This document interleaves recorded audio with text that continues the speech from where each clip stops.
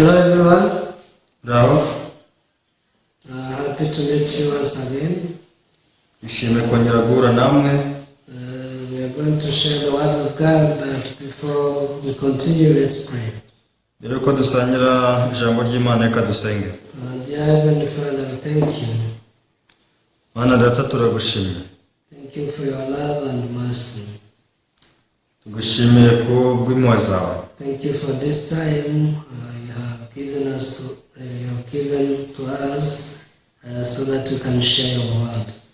Wakoze ku bw'umwanya waduhaye kugira ngo dusangire ijambo ryawe. We could say that through the gospel people are free from sin. Tubasha kubona ko binyuze mu butumwa bwiza abantu babohoka icyaha. Not only being free from sin, but also they are free from all desires of their flesh. Si ukubohoka icyaha gusa ahubwo babasha kubohoka n'irari ya kamere yabo. May you guide our hearts this time so that we can receive your word as this. Rero yabari imitima yacu muri kano kanya ngo ubashe kwakira ijambo ryawe ukorera. And allow us to establish your word as this in our life. Kandi twimike ijambo ryawe mu buzima bwacu. In the name of Jesus we pray. Sinze twizeye mu izina rya Yesu. Amen. Tonight we are reading Romans chapter 7.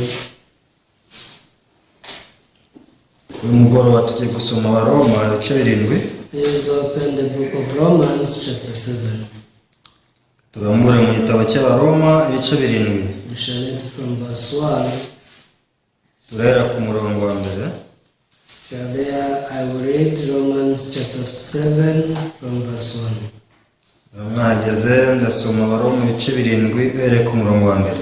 Verse 1. Or do you not know, brethren, for I speak to those who know the law, that the law has dominion over a man as long as he lives.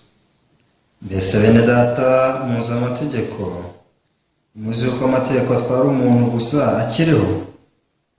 For the woman who has a husband is bound by the law to her husband as long as he lives.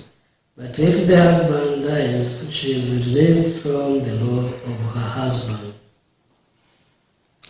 Icyo gituma amategeko ahambira umugore ku mugabo we akiriho, ariko iyo umugabo amaze gupfa umugore aba ahambuwe ku mategeko y'umugabo we.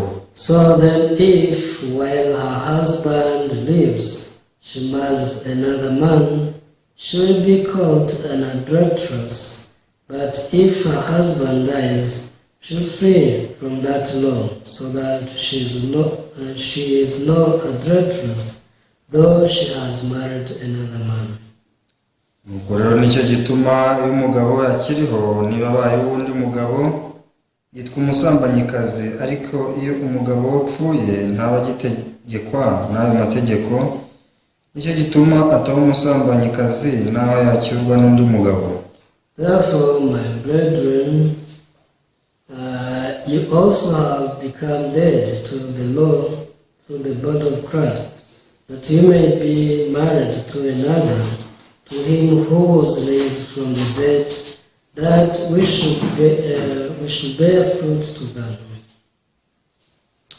Nuko rero data niko nawe mwapfuye ku mategeko ku bw'umubiri wa Kristo, kugira ngo ubone uko ngo abundi ari we wa wundi wazutse mubone no kwerera Imana imbuto. For when we were in the flesh, the sinful passions which were aroused by the law were at work in our members to bear fruit to death. Ubwo twatukira abantu ba kamere, irari ry'ibibi ryabyukijwe n'amategeko ryakoreraga mu ngingo zacu kugira ngo ryere imbuto z'urupfu. But now we have been delivered from the law, having died to what we were held by, so that we should serve in the newness of the Spirit, and not in the ordinance of the letter. Ariko noneho ntitugitwarwa n'amategeko kuko twapfuye ku mategeko yaratuboshye. Icyo gituma turi imbata mu bubata bushya bw'umwuka butari ubwa bundi bwa kera bw'inyuguti. What shall we say then? Is the law sin? Certainly not. On On the contrary, I would not have known sin except through the law. For I would not have known covetousness unless the law had said you shall not covet. nuko rero tuvuga iki? Amategeko ni icyaha ntibikabeho. Icyakora simba naramenye icyaha iyo ntakimenyeshwa n'amategeko, kuko ntaba naramenye kwifuza iyo amategeko atavuze ngo ntukifuze. Yes, you have read up to verse 7. Tuje ku murongo wa 7. When there is love between a girl and a boy, eventually this love brings forth the life. Habaho urukundo hagati y'igitsina gore n'igitsina gabo, urwo rukundo rubyara ubuzima.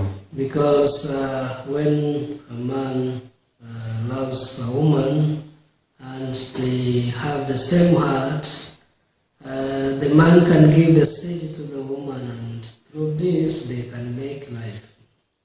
Kubera ko iyo habayeho ubucuti hagati y'umugore n'umugabo, bikagira icyo bigeraho, bakemera kuba umwe, umugabo aba umugore imbuto, akagira ikizavamo nyuma. On the other hand, though, a girl may want to give life, if she does not find a man, even if she tries many years, she can't. Kubera ko umugore nubwo ashaka kubyara, mu gihe adahuye n'umugabo, nubwo yagerageza imyaka myinshi cyane ntabwo abigeraho. But once she gets married and she receives a seed, it's very automatic and she gets pregnant. Ariko yamaze gushakana n'umugabo, icyo gihe biba ari ibintu bishoboka ko yabona umwana. Unfortunately, these days, many couples they divorce. Gusa ikibazo nuko muri kino gihe abashakanye benshi batandukana. And once you divorce your spouse, there is no more like life making. Rero mu gihe abashakanye batandukanye ntabwo bigishobotse ko babyarana. Anyways, when we read the Bible, so we can have similar stories. Rero dusoma Bibiliya tubona inkuru nk'izo. For a long time, we are the people who try to bear fruits. Turi abantu abashaka kwera imbuto. We want to bear good fruits. Tuba dushaka kwera imbuto nziza. We want to be good before God and be royal.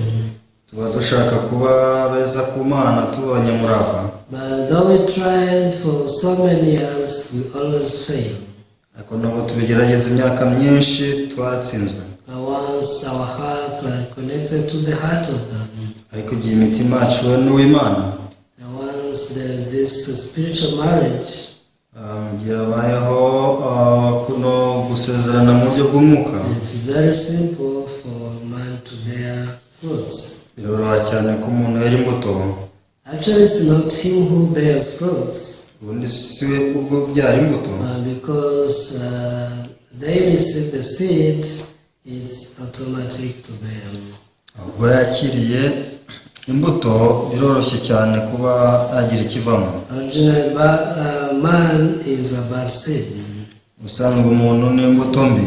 That's why whenever he tries to do good, he finds himself doing evil. Igihe cyose agerageje gukora neza niho handi yisanga yakoze nabi. All of us live with the zeal and the wish to do good. Usanga abantu bose babana n'ibyifuzo byo gukora neza. Most of the time it ends by just a wish. Ariko inshuro nyinshi usanga birangira ari icyifuzo gusa. But when we come to know the truth, ariko tumenye ukuri, the truth makes us free. Ukuri kuratubatura. And through receiving the seed from Jesus, rero binyuze mu kwakira imbuto ivuye kuri Yesu, we are able to bear much fruits. tubasha kwera nyinshi. When you read the book of 1 Peter, dusomye igitabo cya Petero wa mbere, let's read one verse in the book of 1 Peter. Chapter 1. Petero wa mbere igice cya mbere. Yes, verse 22 through 25. umurongo wa 22 kugeza 25. Here the Bible says, since you have purified your souls in obeying the truth through the Spirit in sincere love of the brethren, love one another fervently with a pure heart. Nuko rero ubwo mwiyejesheje imitima yanyu kumvira ukuri, kugira ngo mubone uko mukunda bene data mutaryarya, mukundane cyane mu mitima. Having been born again, not of corruptible seed, but incorruptible, through the word of God, which lives and abides forever. Kuko mwabyawe bwa kabiri mutabyaye n'imbuto ibora, ubwo mwabyaye n'imbuto itabora, mubeshejwe n'ijambo ry'Imana rizima rihoraho. Because all flesh is as grass, and all the glory of man as the flower of the grass. The grass withers, and its flower falls away. Kuko abafite imibiri bose bahwanye n'ibyatsi, ubwiza bwabo bwose bumeze nk'uburabyo bw'ibyatsi. Ibyatsi biruma, uburabyo bwabyo bugahunguka. But the word of the Lord endures forever. Now this is the word which by the gospel was preached to you. Ariko ijambo ry'Uwiteka ryo rihoraho iteka, kandi iri ni ryo jambo ry'ubutumwa bwiza mwabwirijwe.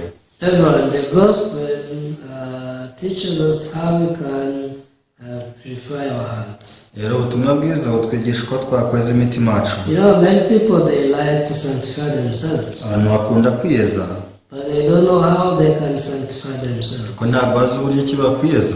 But what does the Bible say? Ariko se birivuze ki? If you want to purify or to sanctify your soul, Niba ushaka kweza umutima wawe, you better obey the truth.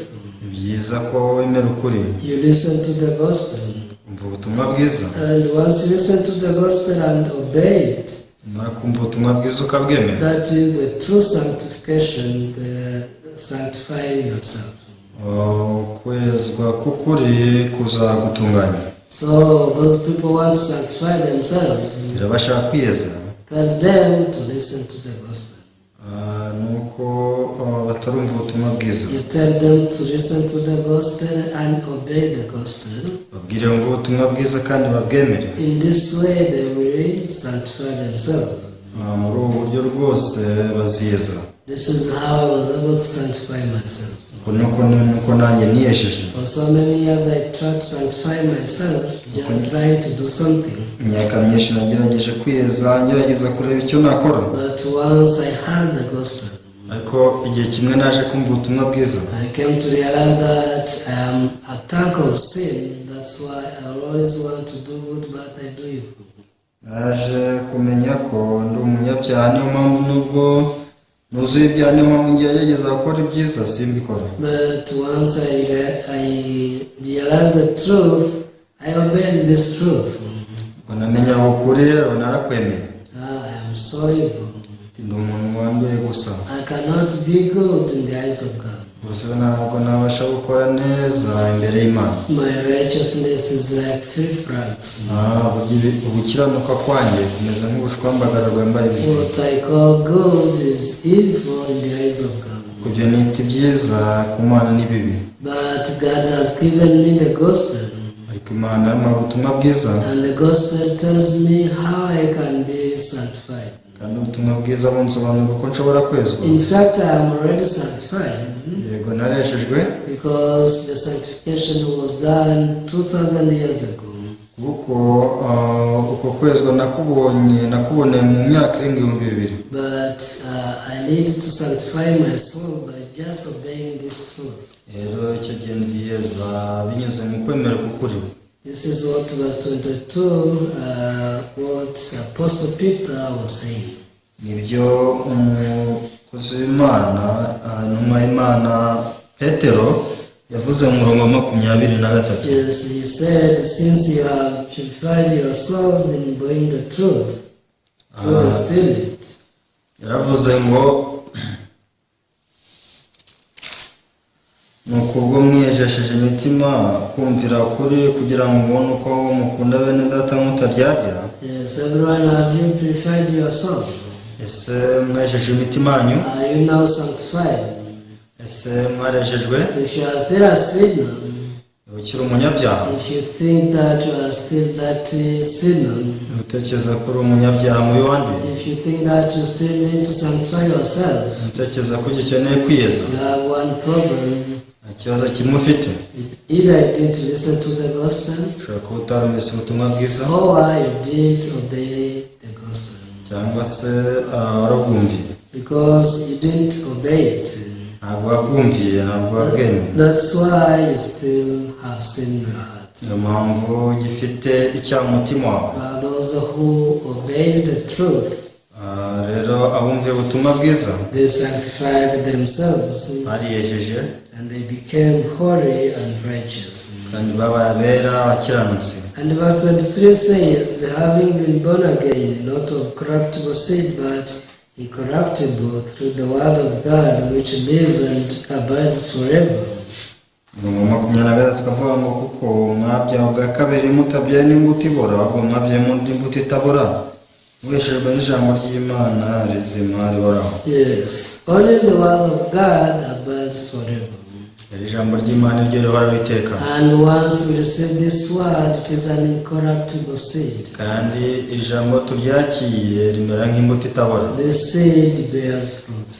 kandi izi mbuto zirera. But once you don't receive the seed, ariko mu gihe utarakiriye imbuto, even however much you try, you only fail. uko wagerageza kose uratsindwa. Verse 24 says, because all flesh is as grass, and all the glory of man as the flower of the grass. The grass withers, and its flower falls away.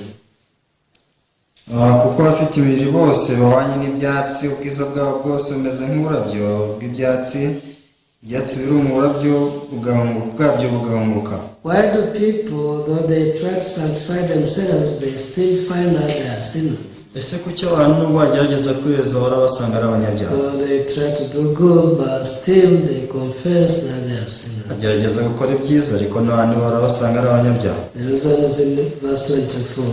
impamvu ni umurongo wa 24. It's because they trust in their flesh, yet their flesh is as grass. nuko bizera imibiri yabo, nyamara imibiri yabo ikaba imeze nk'ubwatsi. They trust in the glory of man, yet the glory of man is as the flower of the grass.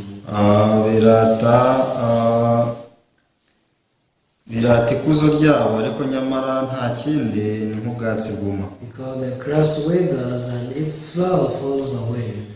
kubera ko ubwatsi buraraba, uburabyo bugahunguka. Everyone, do you want to be pure before God? ese koko ushaka kubutunganya imbere y'Imana? You want to be righteous before God? ushaka kubutunganya imbere y'Imana? You need to listen to the gospel and obey the truth. ukeneye kumva ubutumwa bwiza ukemera ukuri. That's why Apostle Peter said in verse 25, iki ni kintumwa Petero avugaga mu murongo wa 25. but the word of the Lord endures forever. Now this is the word which by the gospel was preached to you. ariko iryo ijambo ry'Uwiteka ryo rihoraho iteka, kandi ni ryo jambo ry'ubutumwa bwiza mwabwirijwe. Yes, once you receive the seed of the gospel in your life, umaze kubona imbuto y'ubutumwa bwiza mu buzima bwawe, your life starts to change. ubuzima bwawe butangira guhinduka. Because you are no longer under sin. ariko n'ubu ukitwarwa n'icyaha, You are no longer under the law. ntabwo ugitwarwa n'amategeko. Now you have a new husband. ahubwo tuba dufite umugabo mushya. So you used to receive corruptible seed, but now you have received incorruptible one. twajyaga twakira imbuto ibora, ariko ubu ngubu wakira imbuto itabora. Your thoughts are corruptible seed. ibitekerezo byawe rero ni imbuto ibora, The thoughts of your flesh are corruptible.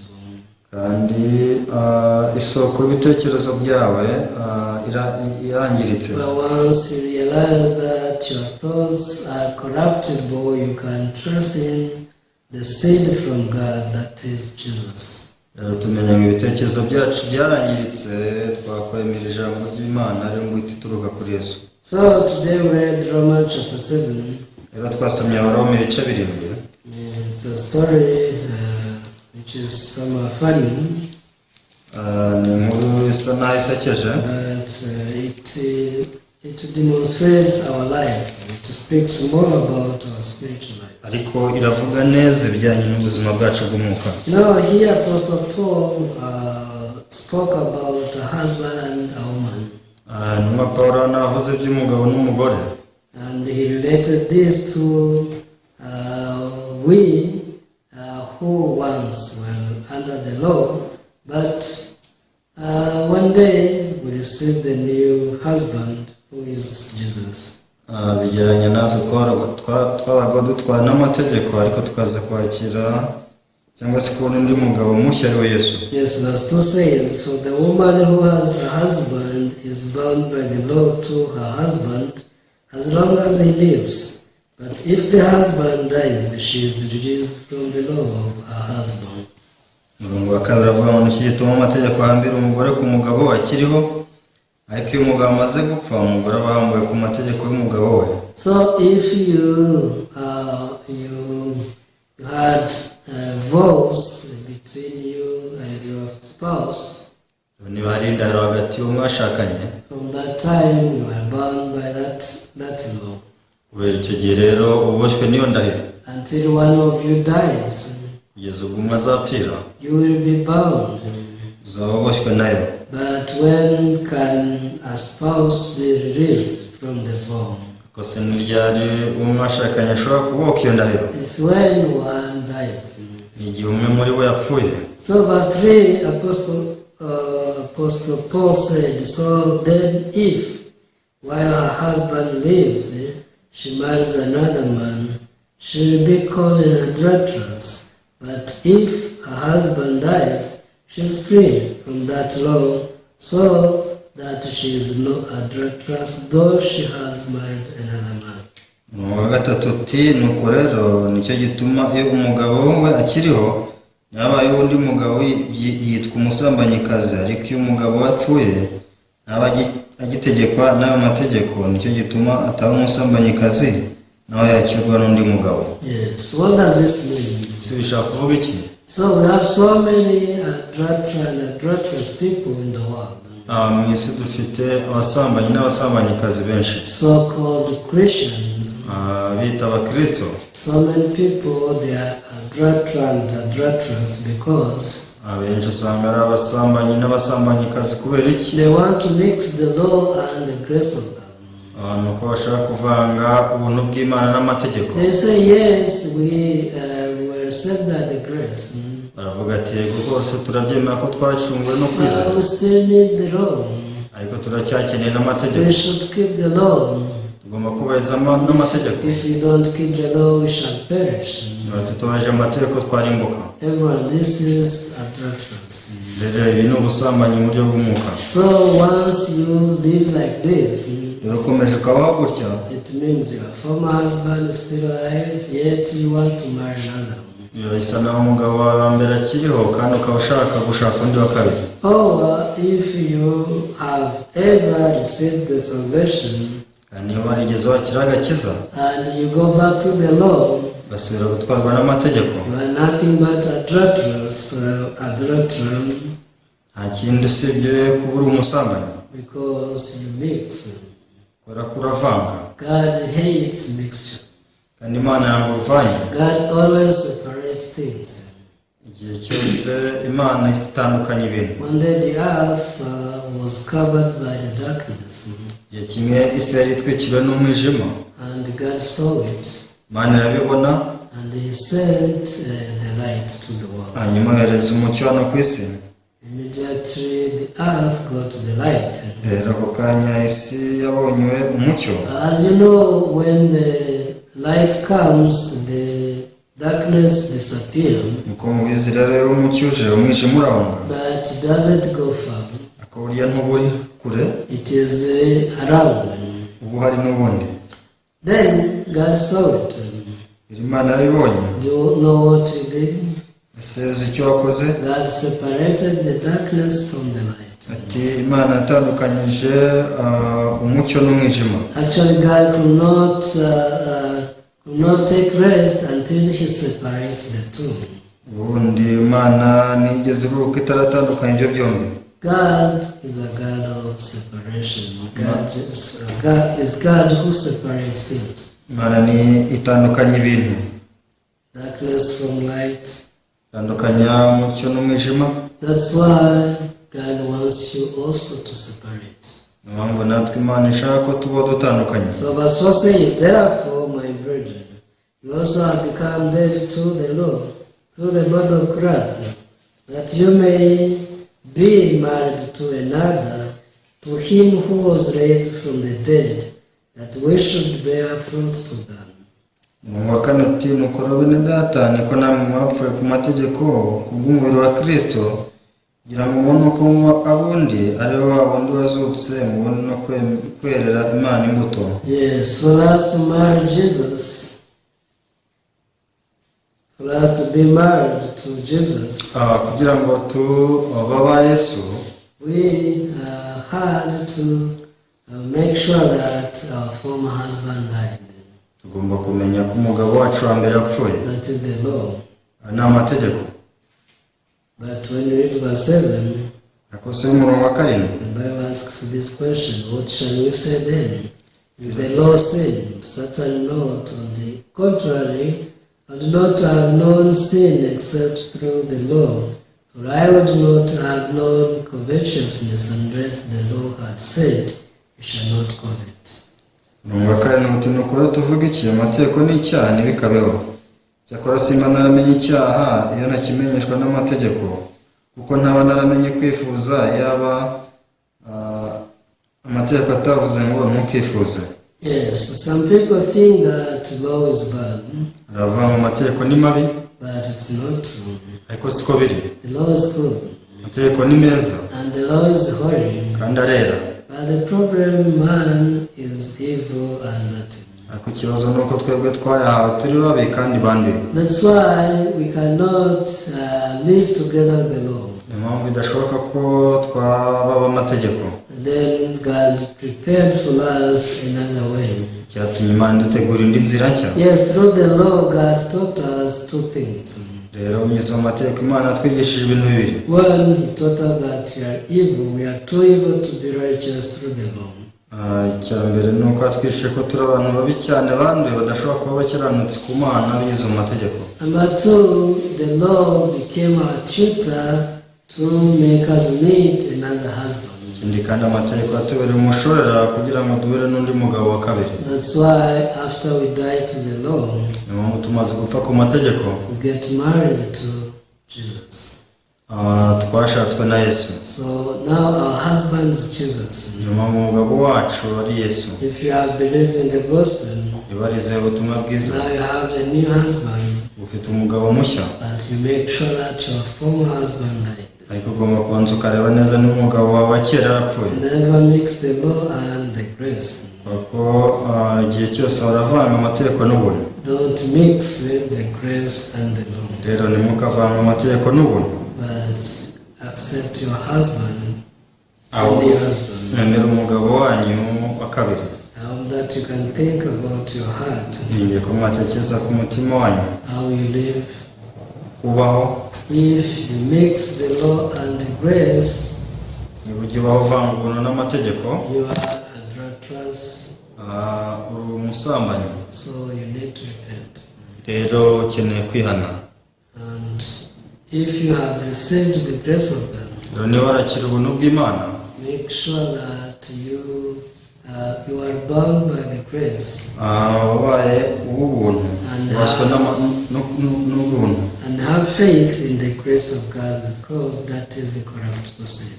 kandi ugire kwizera mu ijambo ry'Imana kuko ni imbuto itabora. Surely the grace of God will allow you to be fruitful. Ubuntu bw'Imana buzakwemera kwera imbuto. I hope that you believe in this one. Ngiye ko twabaho gutyo. Let's pray. Dusenge. Father God, we thank you. Data mu ijuru turagushimye. Thank you because you have given us this Bible. Gushimiye ko waduhaye Bibiliya.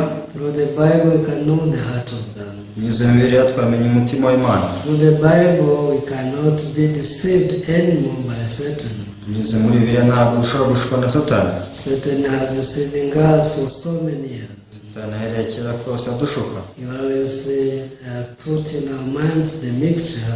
Arashyira uruvange mu mitima y'abantu. The thoughts of man and the word of God. Uruvange rw'ibitekerezo by'abantu n'ijambo ry'Imana. And people think that they believe in God, though they believe in the mixture. Bityo abantu bakaba bibwira ngo bizera Imana nyamara bizera uruvange. But Father, you only accept your word. Rero twemere ijambo rye ryonyine. Allow us to distinguish and to separate the word and from our thoughts. Bashe gutandukanya ijambo ryawe n'ibitekerezo byacu. Allow us to believe in the grace of God. Twemere tubaho mu buntu bw'Imana. Because it is an incorruptible seed. Kuko ni imbuto itabora. Which made us purified and sanctified. Yatwejeje ikadutunganya. And made us as whole as you. Kandi ikatweza nk'uko nawe uri. And this seed will enable us also to be fruitful in our life. Kandi imbuto izatuma twera imbuto mu buzima bwacu natwe. Allow all viewers to live with this faith. Emera abakurikira bose babane n'uko kwizera. In the name of Jesus we pray. Sinzi twizeye mu izina rya Yesu. Amen. Thank you very much. Murakoze.